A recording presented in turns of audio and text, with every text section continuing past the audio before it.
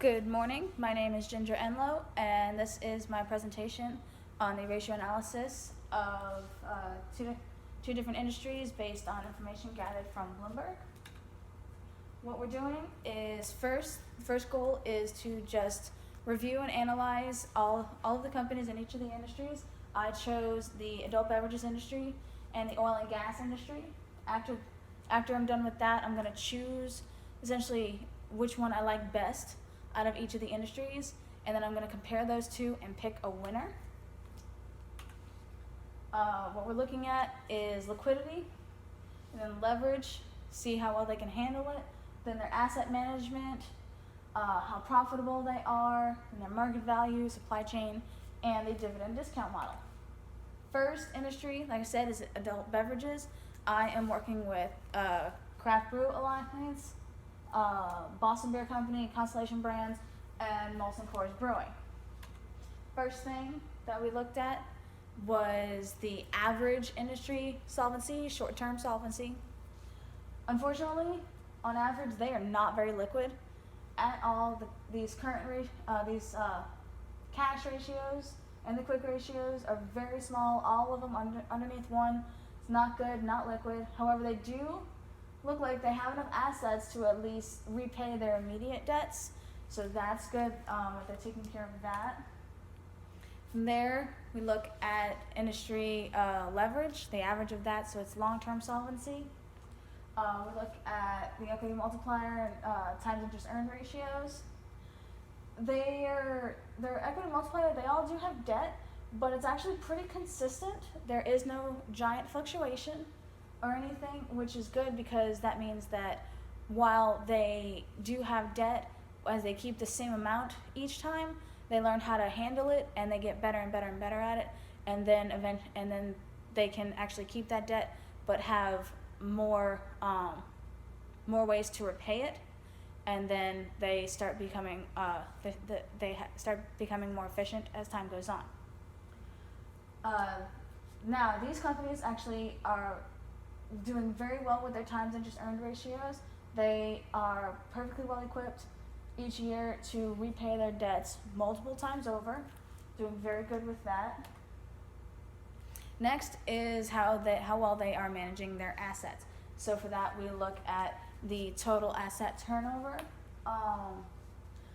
These companies have not been very good at turning any of their assets into sales for the period that we are looking at. It's not very good at all, which honestly that tells me that most likely once we start looking at the return on equity, total asset turnover is either going to have a really big impact or it's not going to have an impact at all. So from here we actually fully analyze the short-term solvency. We're looking at the current ratio here. We can see that looks like Boston, which is the label for SAM. This yellow line that's right at the top, really smooth curve, nice steady consistency. Constellation, the green one, had some really big fluctuations. That makes it look like it has a better current ratio, and just plain value-wise, it does. However, it's because Boston is still high on the graph and it's consistent. We prefer the consistency, so that actually shows us that Boston has the best current ratio. Now, how are they handling their debt? So we look at the debt to equity ratio. It looks like at the start we've got Kraft and Boston down here at the bottom, starting at the same spot, so that's good. But over time they split up, and it looks like Boston is the one that starts to do better. And as it starts to go a little bit further, less and less debt. However, Kraft starts to go up, which is not good, and then the other two are all way high up there, which really isn't that good. So Boston, we see, actually has its average debt to equity about 40 cents, which is really good.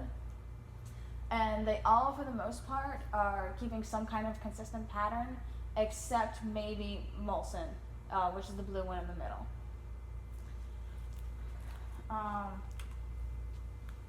Now, that was their debt. Can they afford their debt? Unfortunately, Bloomberg, I was having a lot of problems with Bloomberg. So the time period that I'm working with is actually a little bit off kilter. It's maybe a year off because I was using some pre-gathered data that Dr. Cresson provided on Moodle. And also from that, and also I was able to check this later, at a later date in Bloomberg, that Bloomberg just does not have certain pieces of information for this spot. Times interest earned ratio for Boston just was not in there, was not in the Moodle stuff, was not in Bloomberg. So unfortunately I have to work without it for this spot. But in reference to the other ones, looks like here Kraft, which is the brew, which is this orange one at the top, has the best times interest earned ratio out of all of them, despite having this giant fall between 2014 and 2016. It looks like it dropped about half in 2 years, but it still manages to have the best times interest earned ratio out of all of them. Next is profitability. Are they making any kind of profits with all of this? So we look at the profit margin. Normally, the rule of thumb is that we want our profit margins to be higher than the industry average. For here, the industry average is a little over 12.5%. So let's see, craft brew, all the way at the bottom. Unfortunately, it's gonna be really low. Boston is, I think, just a little bit lower than the industry average. Now, Constellation and Molson are both higher, so those two are kind of the best as far as profit margin is going. And actually, something that's really interesting is that their graphs, the green one and the blue one, almost look like inverses of each other. Hang on 1 second.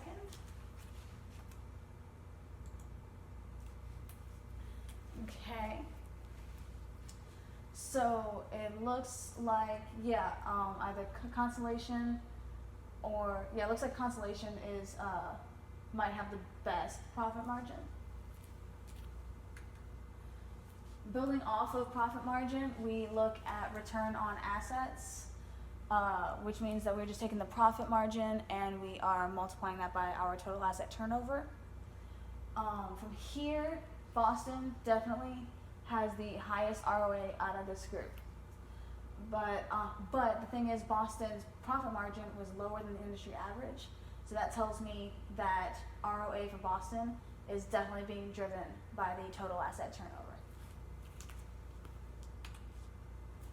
And then even further on profitability, building off of ROA, times that by equity multiplier, we get our return on equity. It looks like this big green one in the right up at the front, that is Constellation. It does have a higher ROE than Boston does, which is the next highest one, that yellow line straight through, really consistent, looking really good. But it's only higher because of that one spike in 2014.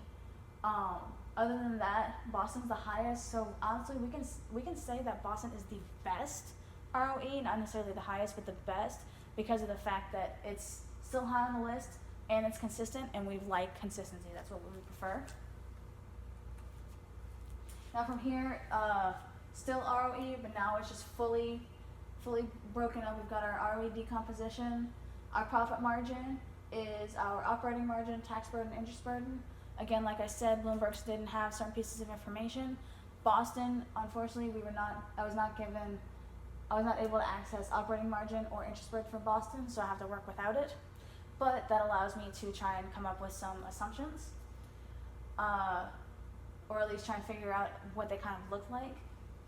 So we've got, those three are our profit margin, and then equity multiplier, total asset turnover.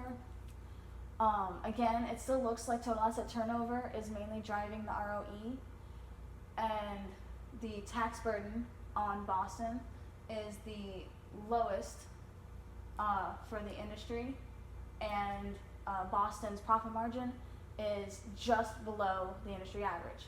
So that tells me that operating margin and interest burden actually are going to be very close to the industry average. Boston has the lowest equity multiplier, which is good because that means that it's not making ROE look better than it should. So, like I said, we see that total asset turnover is the thing that is driving the return on equity and showing us that looks like Boston has the best ROE out of this industry. From here we have the dividend discount model. This just gives us our closing and theoretical prices and then comparing those to see whether a company is over or undervalued. For us, all four of these are overvalued because their closing price is bigger than their theoretical price. Now we've got the supply chain analysis a little bit. Just simple, flow graph. We see here that Boston, so this struck me as interesting, Boston has no suppliers according to Bloomberg. Whether Bloomberg just doesn't have the information or really doesn't have any, I thought that a nice possible future research question to look into would be to check whether or not whether does the number of suppliers that a company has affect its performance, because we were starting to see that ROE for Boston had the best ROE out of this industry, and since ROE is the single most important accounting ratio, that usually tells me that means that Boston is probably going to be the best one. But Boston is the outlier as far as suppliers; it doesn't have any. So I thought that's probably a good thing to look into for the future to see if there's any correlation. Okay, now we're into the oil and gas industry, working with Plains All American Pipeline, Spectra Energy Partners, DCP Midstream, and Kinder Morgan Inc. Again, the industry solvency. These also are not liquid, really not, and also they're actually doing worse as far as their ability to repay their immediate debts. Their current ratio is all below 1, all the other ratios all below 1. They're not doing very good for short-term solvency on average. And their long-term solvency on average, they are not doing horrible, but they are doing just okay to get by. They're actually pretty consistent flow of debt. They're able to pay it off a few times, but honestly, that ability gets smaller and smaller as we see with the times interest earned ratio. The average on that, this tells me that at some point in the future, they're probably going to be running into some problems. Next, how are they managing their assets? Companies have not been very good at turning assets into sales for this period that we're working with. All of them are below 1, which is not good. But we never know. They could turn it around, but it looks like it's got a steady drop in between from 2013 to 2017. It's almost dropped in half. Further into the short-term solvency, again, current ratio, we see that just about all of them have these giant fluctuations, all very volatile, no consistency except for, which one is that? Spectra. Spectra is the only one that actually has a little bit consistency. It's also at the top for current ratio. That tells me that it has the best current ratio out of all of these. Then how are they handling their debt? Looking back at the debt to equity ratio. At the start, Kinder Morgan, that blue line, not doing good at all. Debt is really high up there. It's not good, but within 1 year, they're able to cut it in about in half, and then keep it a pretty steady flow going down, and then evens out. So they wound up doing something right, but once they got all the way up until 2013, something went wrong as far as how they were trying to handle their debts. And then we see that again, Spectra has the best debt to equity ratio because it's all the way at the bottom. Really steady flow. None of the others cross it. So there is no possibility of that one being a little bit higher. really steady flow, looking good for Spectra on having the best debt to equity ratio. Can they afford this debt that they have? It looks like Plains All American Pipeline and DCP are relatively even for this period. They kind of flow together a little bit for their times interest earned ratio, but Spectra has the highest. You see that yellow one, really big. I guess you can say fluctuation, but it's very tiny ones inside a big fluctuation in the small timeline that we have. And it's still the highest despite being cut in half within 1 year, from 2016 to 2017. So they are doing really good with their times interest earned ratio. Again, on to profitability. Their profit margin for all of these, right off the bat, just from the graph you can see that that top line, that is Spectra. They are doing really good with their profits. They are so much of an outlier from the rest of the companies. They're doing really good, very clear to see that they are the best one on here. Whenever I was going through this, I decided to make a prediction that profit margin is going to be what's driving ROE for Spectra. Maybe not the others, but it's probably definitely going to be driving it for Spectra. And then maybe, because it's so high up, might even be driving it to be the best ROE out of all of these. Keeping on with profitability, building off of the profit margin, we have return on assets. It looks like, other than Spectra, there's definitely a clear difference moving from profit margin to return on assets. Spectra's still pretty high up there, but all the others went from the bottom to just about having bigger fluctuations. So that tells me that just going from profit margin to ROA, that tells me that total asset turnover is what is driving that for the other three. However, even without the significant effect from the total asset turnover, Spectra is still has the highest return on assets out of all of these. And then building from there, we are at the return on equity. Does not look like these two graphs, if we go back and forth, these two graphs don't have that much difference. Technically yes, but not that much. So it looks to me like equity multiplier really is not driving anything for any of these companies. The shape of Spectra's graph is relatively the same for both of those profitability measures.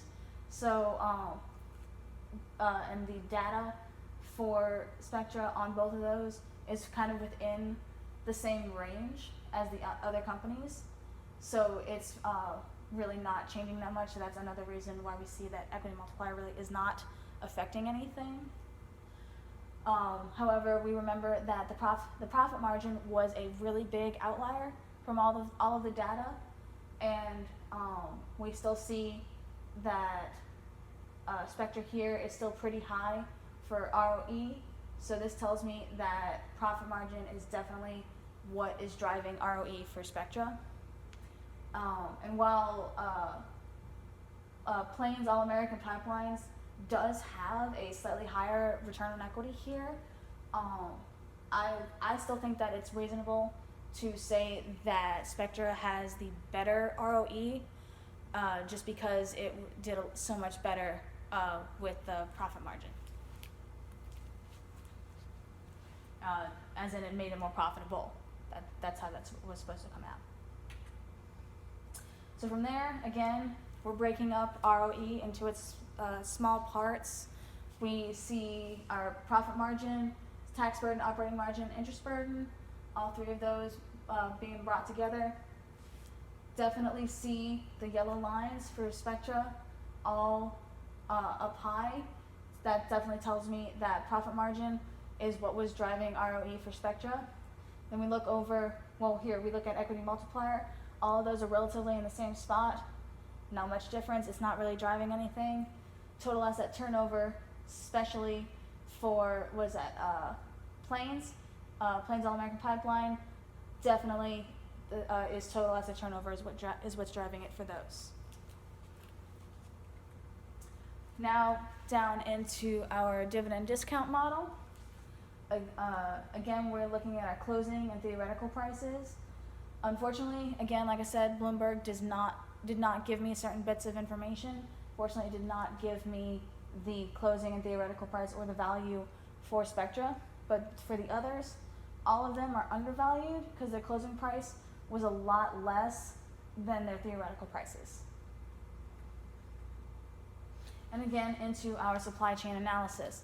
Again, I brought up my possible future research question, just something to look into, because again, we have a similar thing where Spectra looked like it was doing the best in this industry, mostly because of its ROE, and we see that Spectra has no suppliers.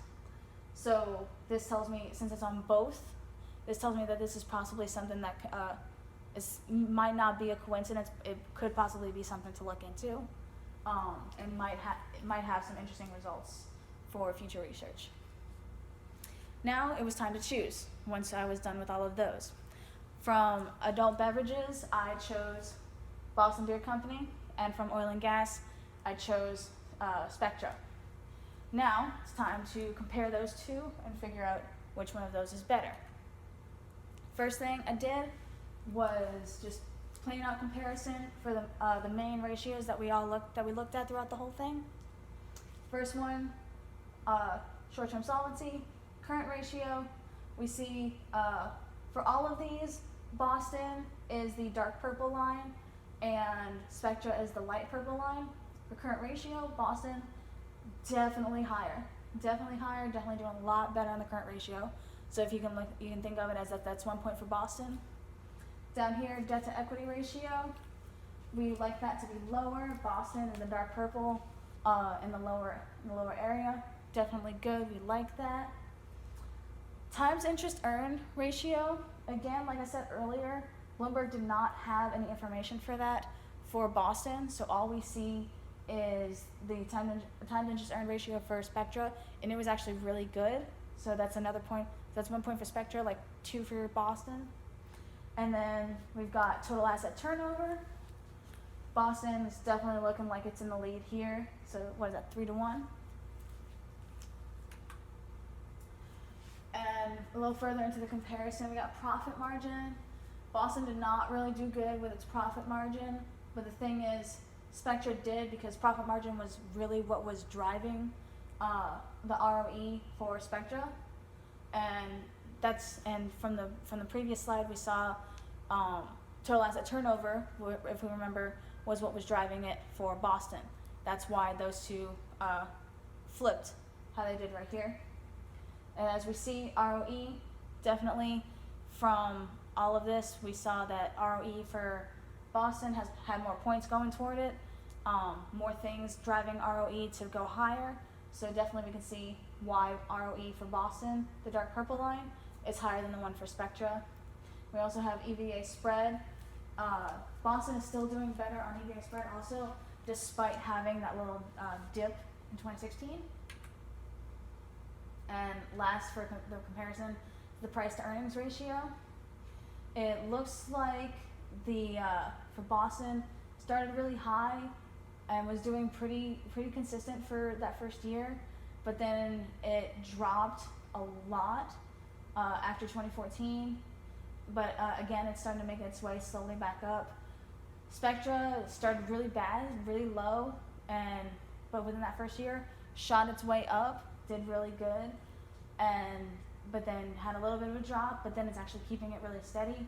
To me, it looks like after 2015, these two graphs are actually kind of going in the same direction. So what I did was, I thought, are they related? Is there any kind of relation in between those?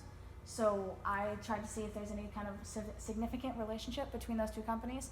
So I ran a regression based on the price to earnings ratio, since that's what looked like it actually had a correlation moving in the same direction. So I ran a regression. I had Boston as my X variable, and I had Spectra as my Y variable. And I ran this regression, and actually, despite what the graph looks like, because that is just a snippet, it doesn't really give us a lot. So despite what the graph looks like, we have a negative relationship, and actually a very low significance. So really, they're moving independently of each other. There really is not much correlation. I just thought that why not check it out, because it looks like they're moving a little bit together. And my winner, I chose the Boston Beer Company. Out of all of the data, all the ratios, the main important one that we always look at is the ROE, and based on everything that went into ROE for both and everything else that got incorporated, I decided that Boston Beer Company was the best company out of all of these. Thank you very much.